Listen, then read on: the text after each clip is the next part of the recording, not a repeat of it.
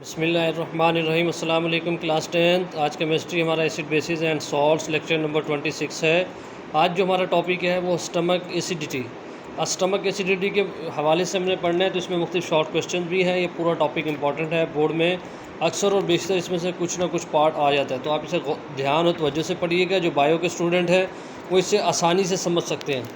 Stomach acidity important. अब stomach के अंदर बहुत सारे केमिकल्स जो हैं वो मुसलसल जो है सेक्रीट होते हैं, ताकि जो आप खाना खा रहे हैं वो डाइजेस्ट हो जाए। उनमें सबसे अहम जो है हाइड्रोक्लोरिक एसिड है और कुछ सॉल्ट्स होते हैं। हाइड्रोक्लोरिक एसिड अगर कंसनट्रेटेड फॉर्म में हो तो अगर उसे फर्श पे या किसी ऐसी चीज़ पर डालें तो क्रोसिव इन नेचर है, यानी उसमें पापड़ियाँ बन के उतरना, जलाना शुरू कर देगा, उसकी पापड़ियाँ बनना शुरू हो जाएंगी। तो इसी तरह जो है बेसिस जो होती हैं वो न्यूट्रलाइज़ कर देती हैं एसिड को। तो स्टमक में कुछ ऐसे बेसिस भी पैदा होते हैं जिससे ये न्यूट्रलाइज होता रहता है, वरना ये स्टमक एसिड जो है स्टमक ही को डाइजेस्ट कर दे। तो हम इसे देखना शुरू करते हैं। सबसे पहले समझते हैं stomach secrete chemicals in regular ways to digest food.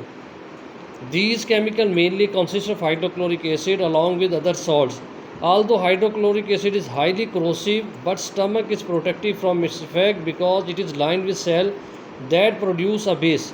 जिस तरह सेल से जो है स्टमक के सेल से जो है ना एसिड निकलता है, इसी तरह कुछ बेसिस भी निकलती हैं जो उस करीब आने वाले एसिड को जो है न्यूट्रलाइज कर देती है, जिसकी वजह से स्टमक की अपनी दीवार डाइजेस्ट होने से बची रहती है। The base neutralises stomach acid. The important function of this acid is to break down chemical bonds of food in digestion process. Thus big molecules of food are converted into small one. It also kills the harmful bacteria of certain foods and drinks। अब यहाँ से जो है बहुत important है what is hyper acidity, और फिर जो है प्रिवेंशन ऑफ हाइपर एसिडिटी, ये अक्सर बोर्ड में आता रहता है। However sometimes stomach produce too much acid, it causes stomach acidity also called hyper acidity. यानी जैसे ही हमारी स्टमक में एसिडिटी होती है तो हमें जो खाने की नाली में सीने में जलन महसूस होती है, इसे हाइपर एसिडिटी कहते हैं। Symptoms of this disease are feeling burning sensation throughout the gastrointestinal tract. पूरा नीचे मैदे में भी और ऊपर सीने तक जलन महसूस होती है। This feeling sometime extend toward the chest, यहाँ तक कि चेस्ट में भी आ जाती है। This is called heart burning. इसे हम कहते हैं हार्ट बर्निंग। जिस तरह हाइपर एसिडिटी थी, इसी तरह ये हार्ट बर्निंग का टॉपिक भी आपने देखना है।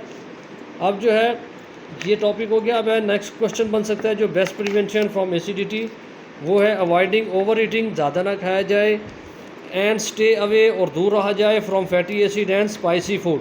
जिन लोगों को ऐसा हार्ट बर्निंग का इशू है उनको चाहिए कि बिल्कुल जो है वो फैटी एसिड वाली यानी तली हुई चीज़ें, मसालेदार चीज़ें कम से कम इस्तेमाल करें।